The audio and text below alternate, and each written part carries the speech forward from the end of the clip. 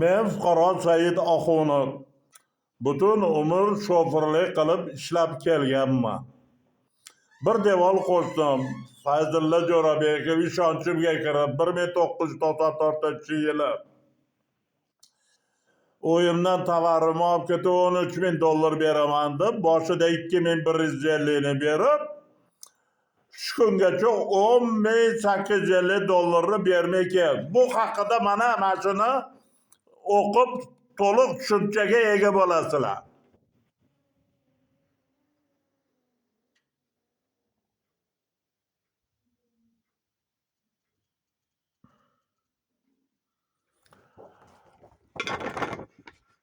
Menga nimaga bermay kelayotganini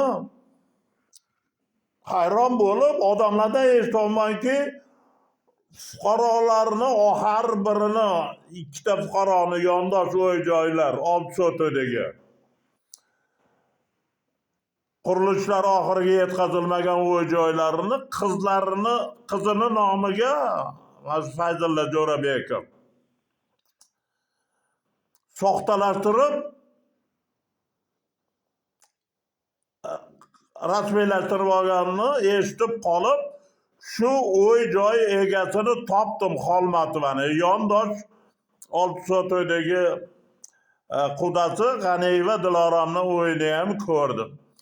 Shu bois Xolmatovadan ishonchnoma oldim. O'g'lidan Xolmatov ilhomdan olib, ularni mulkiy huquqini himoya qilishda shu ishni qanchalik firibgar bo'lib ketganligini fosh etib berishimiz. Ikkita uy oldi sotdi shartnomalari 25,59 Xolmatovani uy-joyini qizini nomiga, yonidagi G'aniyevani 700 soxta bo'lib chiqdi. Shuni fosh etib berganim uchun meni prokurorlarni topshirig'i bilan tergovchilar 2 marta jinnixonaga jinni qilib ko'rsatish uchun yotqizishdi 73 kunga. Vaholanki 2 marta ham sud ekspertlari meni sodiq. Bunga qoniqmagan prokurorlar katta manfaatdor bo'lib kelayotgan Fayzulla Jo'rabekov tomonidan 16-boshqarma boshliqlari va 14-boshqarma boshliqlari shu darajaga kelishib borishdiki, menga nisbatan 2 marta jinoiy kodeksi 139-moddasi bilan jazo berishdi. Bu degani kechqurun 10 dan ertalab 6 gacha uyda bo'lishim kerak. Bu so'z erkinligidan mahrum qilish maqsadida men ikkalovini ham bo'ynimga olmayman, asossiz sudlashgan mana. Bu shu darajaga borganki, Fayzulla Jo'rabekov shunchalik o'tkir firibgarki, o'zini tug'ishgan opasi Inobatni eri Rustamov Nizom bilan Peshkotex qo'shma korxonasiga Buxoroda soxta ta'sischi bo'lib kirishgan. 2002-yili kirishgan. Sudya bo'la turib ikkinchi ish holatini olib borish mumkin emas. Men buni bilib qolib yozishni boshlovdim. Sudya bo'lib ishlab turib, 2008-yili Inson va qonun gazetasiga yozgandan keyin bilib qolib, sudya Nizom Rustamov ta'sischilikdan bo'shatdi. Tomib turgan dollarlardan qanaqa, nima uchun voz ketdi? Ulushi yo'q. Mana arizam asos tergov oldi tekshirish o'tgan. Tergovchi beryapti menga javobni. Peshkotex prokurori beryapti. Ulush to'g'risida javob berish olmayapti. Ulushida. Vaholanki men borib ko'rganman. Tergov boshqarmasi anaqasiga, adliya boshqarmasiga Buxoroda. Peshkotex qo'shma korxonasi Belarus ta'sischi nima bilan kirgan bo'lsa, xuddi shuni ko'tarib Fayzulla Jo'rabekov sudya lekin kirmagan, ko'rsatishmagan. tergov oldida ham prokuror manda javob xato hammasi bor. Endi men nima demoqchiman? Men prokuratura tomonidan himoyalanib kelishyapti. 4-16 boshqarma boshliqlari shu darajaga borishdi. Ikkinchi o'yi rasmiylashtirib soxta 766 shartnoma rasmiylashtirishdi. Jo'rabekov ochiqdan ochiq qizi bilan jinoyat sodir etganini yashirish maqsadida Xolmatov Ilhom jinoyat sodir etgan buni deb ko'rsatib menga 4ta 16 boshqarma boshliqlari ketma-ket tayinlangan. Bobojonov, Maqsitov, Rahmatov, Toshtemerovlar xatlar berib, meni qo'limda turibdi. Mana bu haqida men 2006 yil 6-noyabrda bosh prokuror Qodirovning nomiga yozganman. Noqonuniy o'joyi rasmiylashtirib olgani to'g'risida Jo'rabekov rahbarligida qiziga g'araz maqsadida. Bu ariza kelib Qibray tuman prokuroriga tushyapti. Fayziyev Baxtiyor edi. Menga javob beryapti. Jinoyat alomatlari mavjud emas. O'zinglarni pul oldi berdinglar. O'rtaylarda bo'lgan Jo'rabek fuqarolik sudga murojaat qilib, menda turibdi hammasi. Hamma bergan javob xatlar. Endi undan keyin prokuror bo'lib qudratli Alisher Abdusalomov kelyapti. Qibray tumanida korrupsiyani avjiga chiqishda yo'lga solgan. Qibrayda prokurorlik paytida 2ta nachalnik militsiya Qibrayga jinoyat sodir etgan. Bittasi qamalishga, ikkinchisini qutqarib, soxta qilib, bunga gap tegmasligi uchun Mirobodga nachalnik militsiya qilib. Vaholanki hokim ham o'zini ochib qo'ygan Qibrayga. Bu ikkinchi Shavkat Mavlonov shu otishdan oldin birga o'tirishgan shu hokim bilan. Aralashib. Ko'ryapsizmi? Bu yuqori lavozimga ketgan shu jinoyat ishi bo'yicha 4-8-42-32 son jinoyat ishi bo'yicha o'joylar bo'yicha tergov bo'lim boshlig'i bo'lgan Shavkat Mavlonov. Toshkent viloyat tergov boshqarmasining o'rinbosari bo'lib keyin ishlagan. Qaraydi, shuni ko'tarib yuryapti.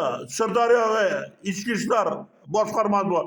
O'tdan olib kelib Chilonzor hokimi qilib qo'yapti. Chilonzor hokimidan vaholanki uchib ketdi. Bu vijdonsiz qudratli Alisher Abdusalomov Zelimxon Haydarov ishonchiga kirib shu darajaga borganki, bosh prokuraturaning Valiyev orqali, Ortiqova orqali, Imomnazarov orqali katta ishlarni manfaatdor bo'lish maqsadida to'g'irlab kelishyapti.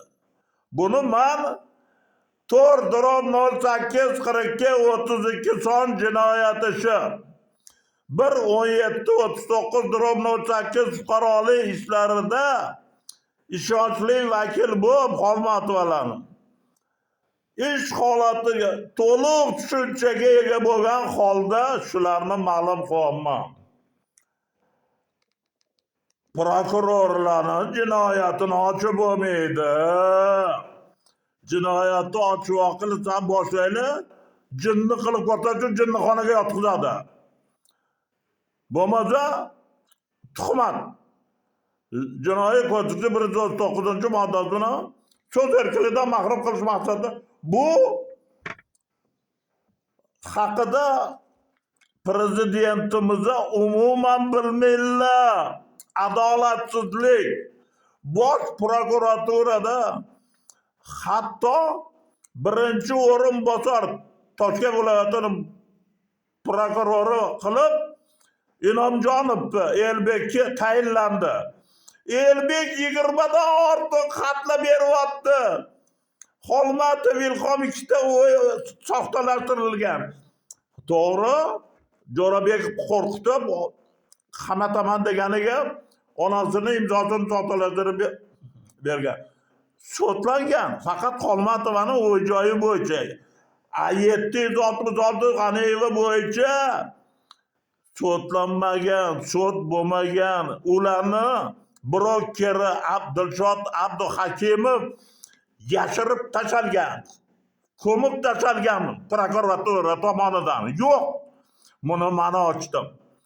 766-son shartnoma kontraktdagi Abduhakimov imzosi sotib oluvchi Jo'rabekovlarniki. Sotuvchi Xolmatov Ilhomniki Abdul Akromov. imzolari ular tomonidan bajarilmagan. Shuni aslini Qibray tumaniga hududiy yuborilgan Yakkasaroydan tergov o'tkazgan Bayot Rozmetov Xadicha Sulaymonovadan xulosani bu yerda Alisher Abdusalomov prokuror topshiriq beryapti. Yirtib yoqib tashalaring. 766 son shartnoma kontrakti yo'q qildi. Buni men 16 yil deganda mana arizama 4-842-32 son jinoyatchi qo'limga olganda vijdonli jurnalist Hamid Sulaymon yordamida oldim shu jinoyat ish qo'limni. Agar olmaganimda hozirgacha ketaverardi. Qanadi olar? Hali Bosh prokuraturada sobiq Qodirov, Abdullayev, Murodovlarning qoldiqlari o'tiribdi. Shuning uchun bu jinoyat ishi fuqarolik ishi bo'yicha 14-boshqarma, 16-boshqarma, 12-boshqarma korrupsiya botqog'ida yotishibdi. Mana men shularni hamma dalil ikki qop o'yinda shu hujjatlar yig'ganman. Har bir holat bo'yicha menda dalil qo'limda mavjuddir. Prezidentimizani xalqqa yomon ko'rsatayotgan kim? Mana ishim yuzasidan 16-boshqarma, 14-boshqarma, 12. Hozirda bularni himoya qilishda 15 ham qo'shildi. Imom Nazarov men 7 ta chiqishimda meni qabul qilishda qabul qilmayapti. Qabul qilsa bu faktlarni ko'rsataman.